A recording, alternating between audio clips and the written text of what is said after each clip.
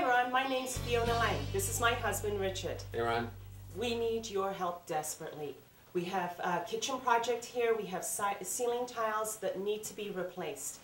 When we started redoing the kitchen, we had problems with water, and as you can see, those tiles look plain nasty. Ron, please come help us decide exactly what we want to do with this kitchen ceiling. I need your help, Ron. I can't do this myself. Please. He sure does. I need help. Well, I just couldn't refuse an appeal like that, so I hopped in my truck and drove over to visit the Langs at their home in Danbury, Connecticut.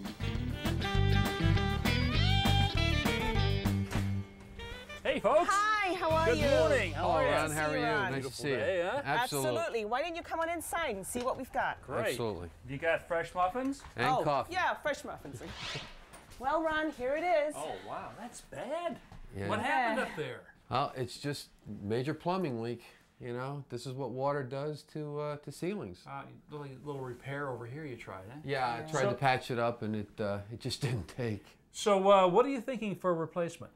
Something that's a little more in keeping with the character of the house. Something, not drywall. I'm not really interested in that, but I'm really not sure where we're going to go with this. Something with a pattern or a texture, something like that? Yeah, I think that would look good. Have you guys thought about stamped metal ceiling? You know, they actually still make them. Really? That sounds very nice. Have you got a computer? Absolutely. Okay, let me show you something online. Sure. Okay. Now, this is a company that still makes those stamped metal ceilings. I've been doing this for 100 years. Wow, look at all those. Yeah. So, that's incredible. And these are all metal, huh? These are all metal, all stamped metal. So why don't you look through there? Do you see anything catch your eye here? I like this one right there. I do like this number 209 right there. This one right here? There you go. There's the pattern. Oh, that's fantastic. Just spend some time, look through here. When you've picked out the one you want, why don't you go ahead and order it? Okay. And when the material gets here, I'll come back and we'll put it up. Sounds like a plan. Great. It really does. Oh, wow. Oh, that looks great. Takes you back to the old days, doesn't it? Absolutely. Yeah. Absolutely. That's going to look really good. And I have a feeling, because it's, 2 by 4 foot panels, this is going to go up fairly quickly. I hope so. Yeah. I really do. No. Before we start on this, though, we got to take the old ceiling down. Okay. And that's going to get a little bit messy. So rather than clear everything out of the kitchen, I'm going to suggest we just protect everything. Some plastic sheeting takes care of that. We begin demolition by dismantling the overhead light. Fiona has plans for a replacement that will be much more in keeping with the character of the new metal ceiling. Richard turns off the power at the circuit breaker, then Fiona makes a final check with a voltage tester before the two of them disconnect the wiring and remove the fixture.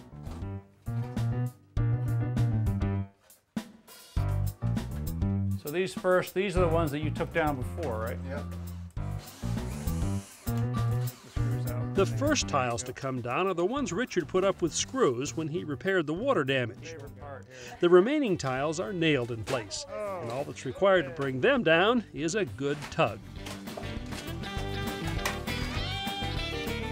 Within minutes, the tiles are off, exposing the furring strips and ceiling joists. Yeah, just so we don't chip the paint. Next, we begin removing the crown molding. First, we score along the edge to keep from chipping the paint, then tap in wide putty knives to protect the wall. Finally, we use pry bars to work the trim loose. Pull it out.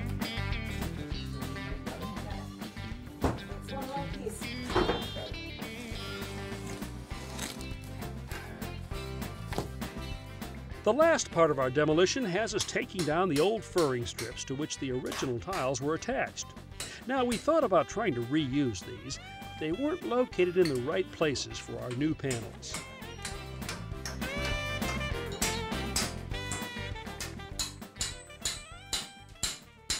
Well, I'd say you've got the lodge look now, huh? Maybe we should just leave it this way. You know, you gain a little ceiling height. Just a little too rustic for me. A little too much? A little too open, I think. These are the panels that are going to go up there that we saw earlier. Now, in order for the seams to really work out nicely on this, to stay straight and flat, we've got to put it on a flat surface. So the next thing I want to do is just check the bottom of these ceiling joists to see if, in fact, there's any kind of bow in them. So Rich, here's my 4-foot level that if you'll yank on the end, turns into my 8-foot level. Very nice. Okay. In this case, we're going to use it not so much as a level, but a straight edge. Okay. So we'll put it on the bottom of this joist right here. Uh-huh. Now you see we've got a gap down there at the end? Yeah, I do see it. Yeah, how much is it, like 3/4 of an inch? About that, yeah. We'll compensate for this variation later on when we put up the new furring strips. Our first furring strips will be set around the perimeter of the room, a couple of inches from the wall. A chalk line gives us our reference point. Lock it in. You on your mark? We all set? Okay, pull it down.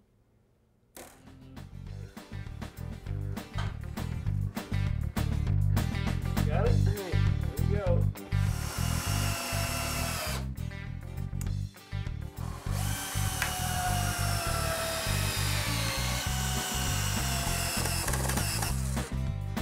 All right, well, the perimeter's done. Now we can start to put these furring strips in the center of the room.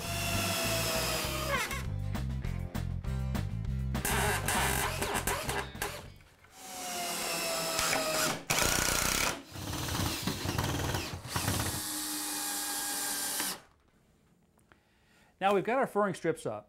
Next thing is to make sure that they're perfectly flat. So to do that, we're going to use, believe it or not, a piece of string. If you would go down to that corner down there, you'll find a nail down there and just slip the loop over the nail. You see right here, the board and the string are even, but as you come down this way, there's a gap that opens up between the string and the board. The board is actually almost 1/4 of an inch higher right here. So what we have to do is bring the furring strip down so that it's at the same level with the string.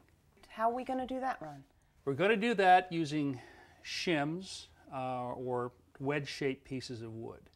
Wherever we need to lower the furring strips, we loosen the screw and tap in the shim. Okay, well, the further the shim goes in, the more the furring strip moves downward. Our furring strips are up and flat. Now we'll need to add some blocking at the ends of the strips and at 4-foot intervals to provide a nailing surface on all 4 sides of each panel.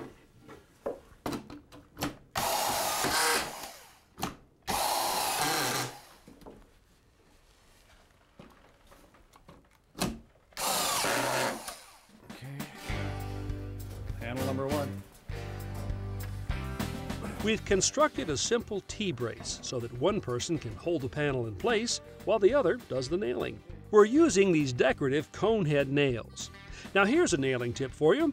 Hold the nail with the pads of your fingers facing the hammer. A missed hammer blow is a whole lot less painful this way. Each panel is aligned with its neighbor and the edges overlapped. The decorative nails are driven in every 12 inches and become part of the overall pattern.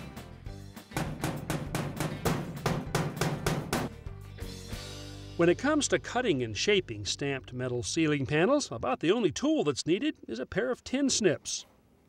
These are designed to cut curves, and they're just the ticket for cutting around the overhead light box. Well, we've got the basics under our belt, so it's clear sailing from here on.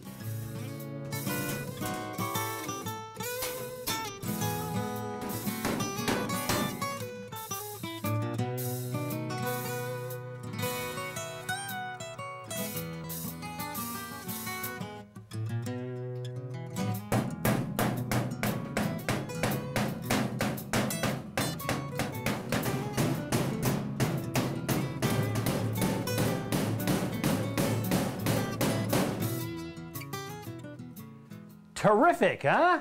Fabulous. I tell you, it's breathtaking. We have done well. We really have. Got a little work to do along the edges here. Okay. Yeah. We're going to cover that and finish it off with something called metal cornice. It's a kind of molding. Okay. Ready for that? I'm absolutely ready. absolutely. Okay. Let's do this. Now this is just a piece of flat lattice molding.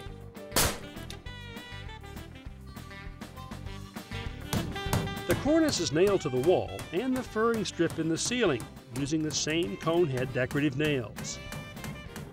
To save time, we ordered pre-cut outside corner sections from the manufacturer that we simply nail in place. To blend the cut ends, we tap them first with a hammer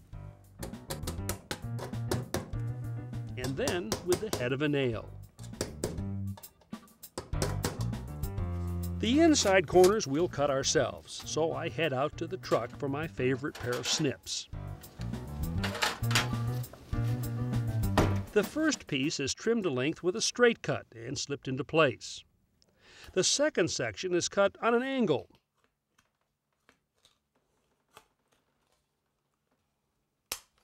The angle section simply slips over the first. This is often called a coping joint. Each straight cornice section is overlapped with the next and then nailed in place. Remember that old light fixture we took down earlier? Well, we couldn't put that back up now, could we?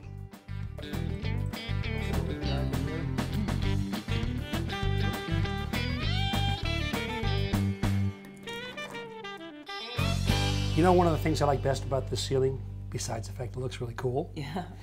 this is made in the same way by the same company that it was made 100 years ago. This is not a reproduction. This is the kind of ceiling you would have gotten if you'd purchased one last century. Really? So what do you think? You going to leave it like this, metal, or paint it, or what? No, I think we're actually going to paint this. Are you? I think we really would like to have this a nice white. Whether we want to have it in a satin finish or gloss, we're not sure just yet. That's something we have to discuss. Okay. Just be sure you use an oil-based paint because Right. it is steel and it would Yeah. rust with water base. Okay. All right? Very good. Well, I had a good time, guys. Oh, me too. We did We had too. a Thank you wonderful so time. much. Cheers. Cheers. Happy nails.